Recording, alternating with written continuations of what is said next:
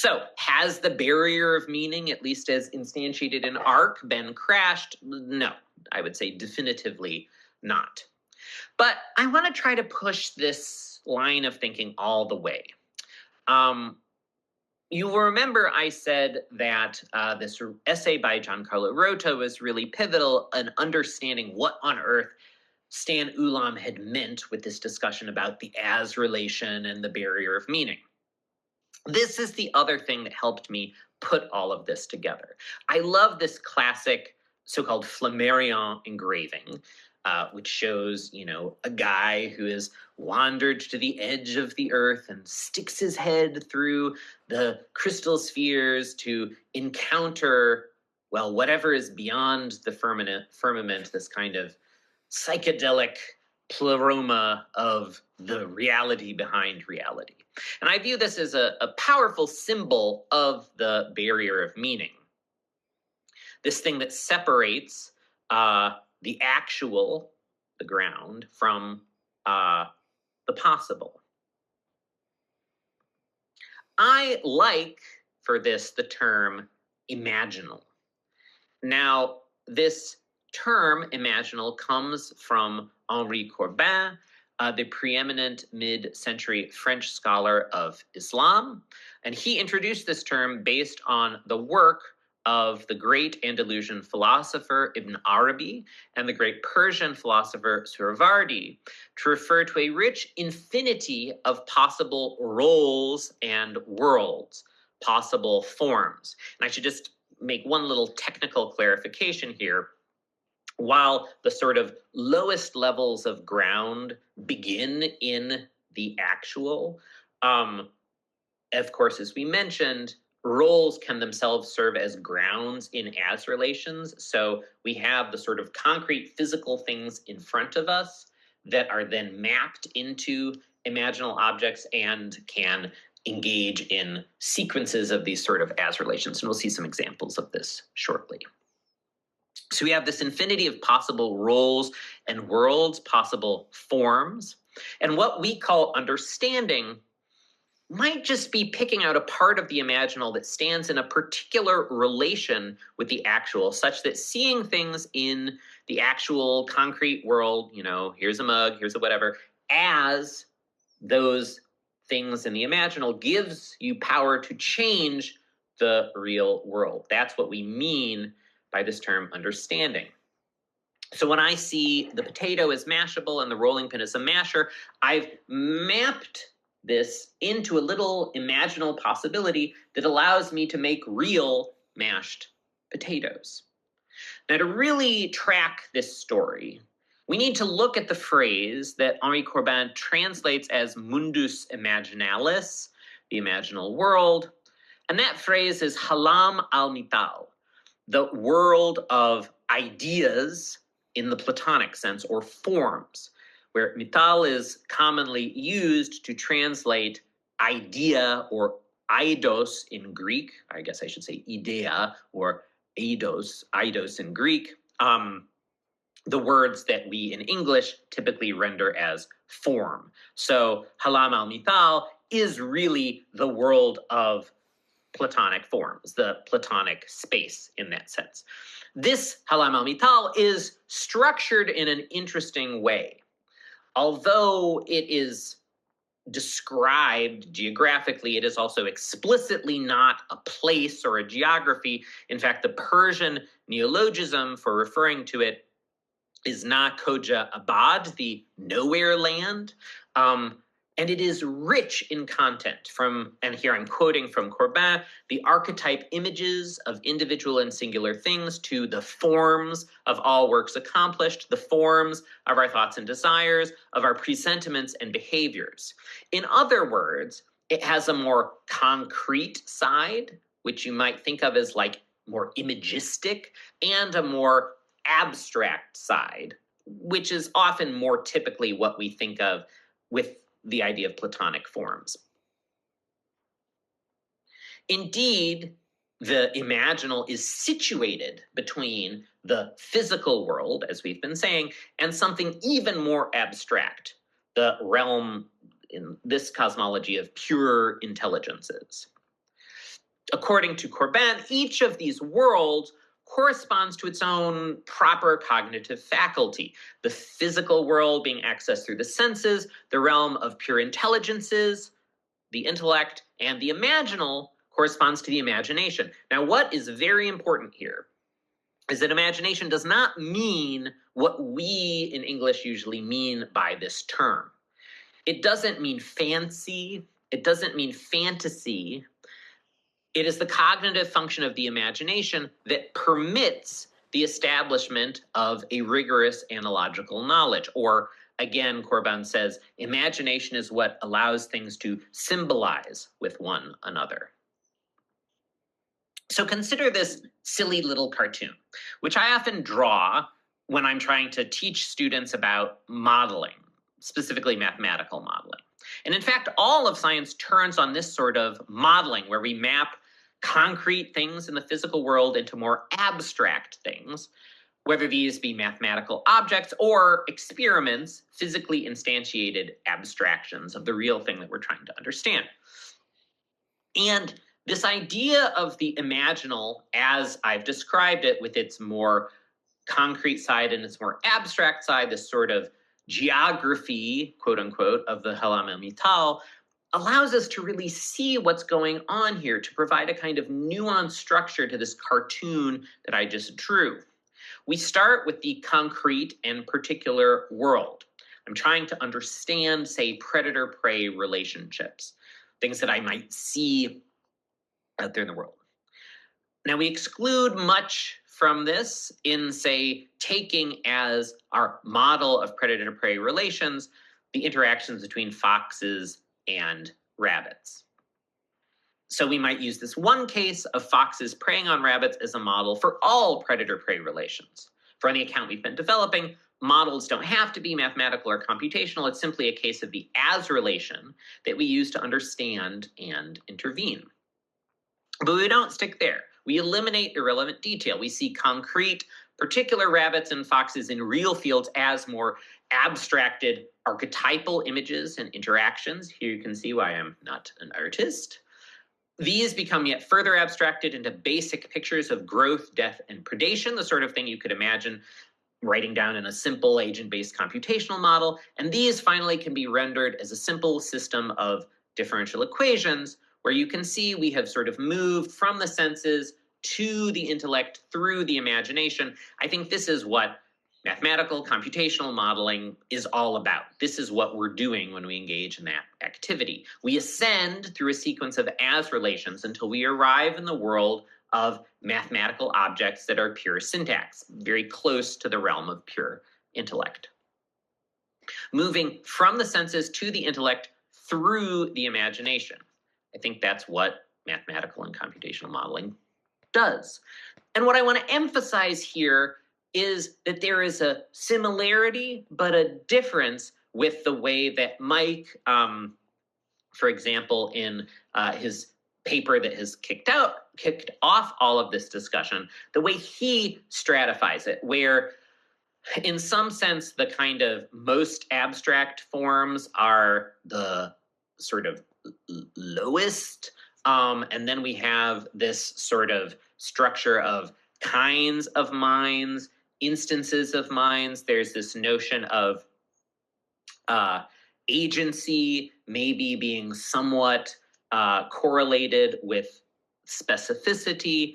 And part of what I want us to encourage us to think about is whether this more kind of classically, fundamentally Neoplatonic view of the kind of structured Halam al-Mital, where, there are these sort of immediate imaginal objects that are ways of viewing things in the physical world that then kind of participate in more and more abstract objects, which some of which may, despite being highly abstract, have clear notions of agency and intelligence in the way that Mike encourages us to think about. I think this is a kind of provocative reframing.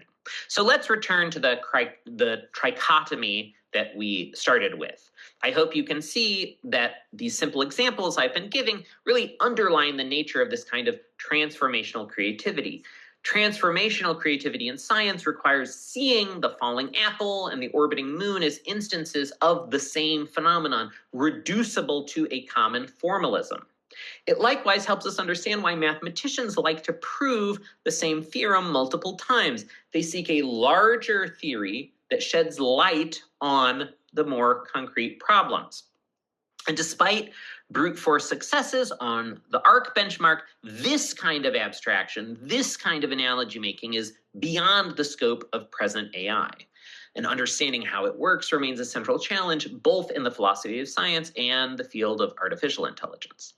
But the implications go beyond the sciences. And I want to briefly connect this picture to a broader theory of human culture. And in fact, I think culture writ large. Culture is an essential part of the human experience. It shapes our cognition. It structures our societies. As hopefully all of you know, non-human animals, many kinds of non-human animals also have culture. Culture is an essential part of what it is to be a human. We are evolved to have in a biology that expects culture. It is a sort of essential matrix within which we are expected by our development to be embedded. So what do we mean by culture? I define culture as a shared regularity in the organization of experience or the generation of action that's acquired through social life. And if you want to get the whole story behind this definition and my attempts to synthesize cognitive anthropology and sociology of culture with computational thinking, you can check this paper out here. But to really get at this idea, I want to start someplace pretty odd and ask how many of you are familiar with this term. So think about it.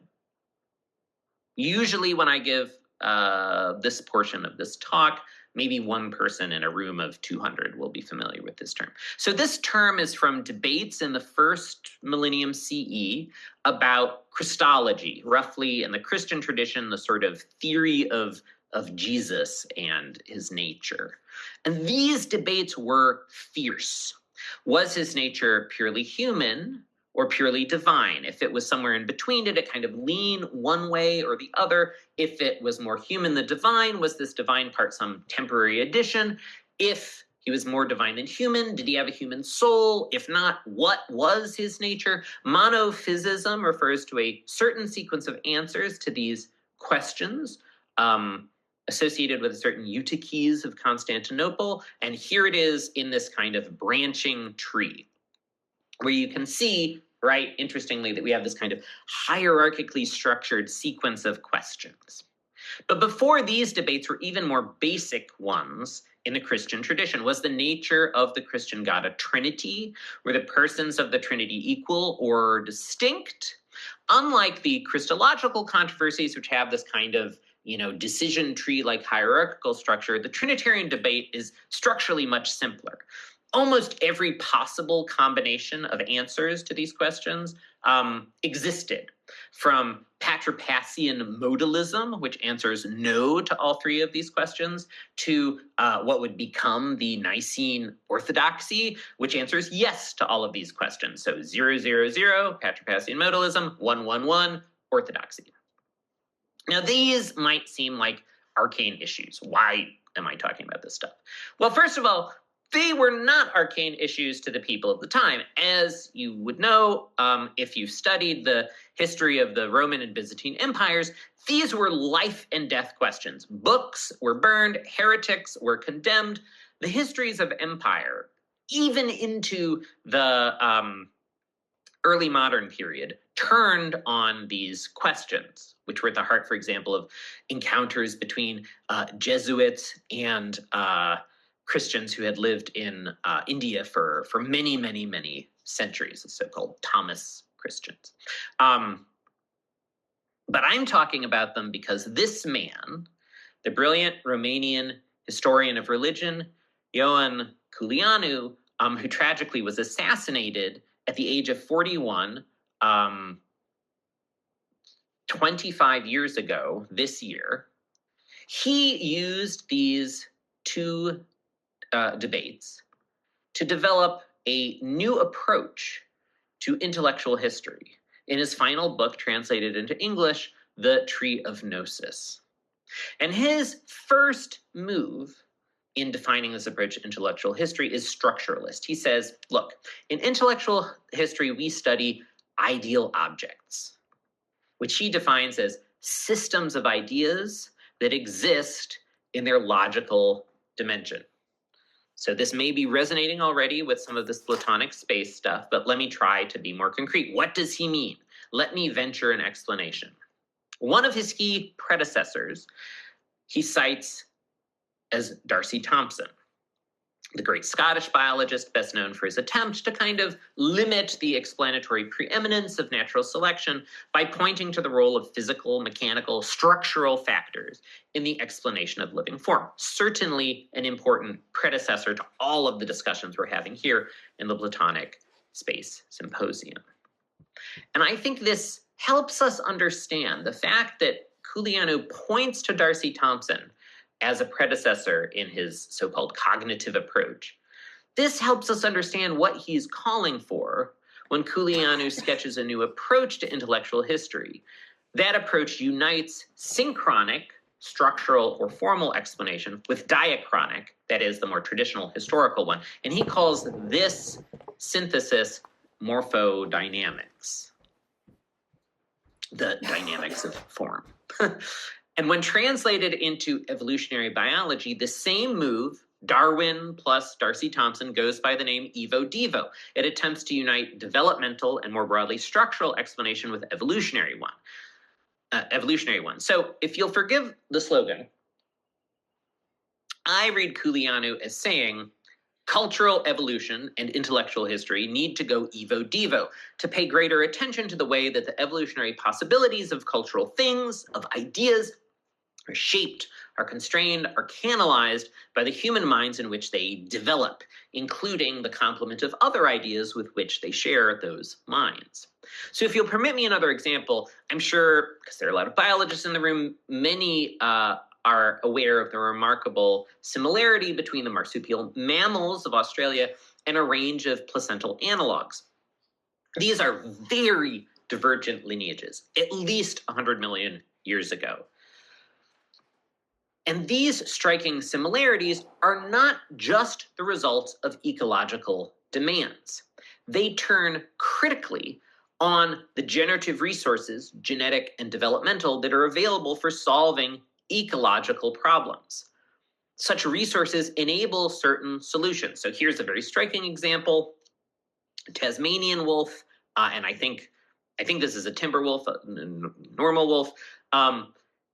You will note their skulls are extremely similar, and this paper cited here, Fagan et al. 2019, shows that these same genetic resources are used to make that very similar predatory snout, despite the fact that their last common ancestor was more than 100 million years ago. These resources enable, but they also constrain.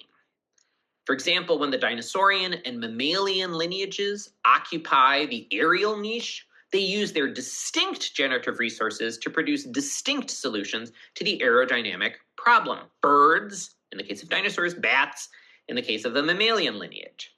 And in human history, we have beautiful examples of institutional evolution in which the same pattern appears, based on the resources available within a kind of cultural ideal object to solve a problem. Some institutional forms are favored, others become inaccessible.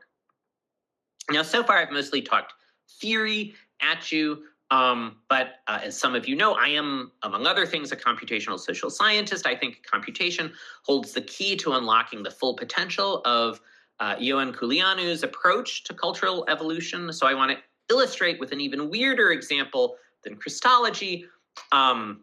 This problem is something I've explored empirically in my work on metal music. And indeed, one of the things that really struck me when I first encountered Culianu's work about a year ago is that many of his ideas resonated deeply with things that we had been developing totally independently in an attempt to understand the history of metal music. So this is something I studied with my former PhD student, Bernie Koch, now an assistant professor at the University of Chicago, and a computational evolutionary biologist named Daniele Silvestro. And this paper, which is conditionally accepted at American Journal of Sociology, is very long. Sociology papers are super long. And it gives a very detailed and thoughtful exposition of our broader theoretical framework, lots of rich detail about the case. I encourage you to read the paper if you are interested in metal music, if you are interested in new ways of thinking about culture and cultural evolution.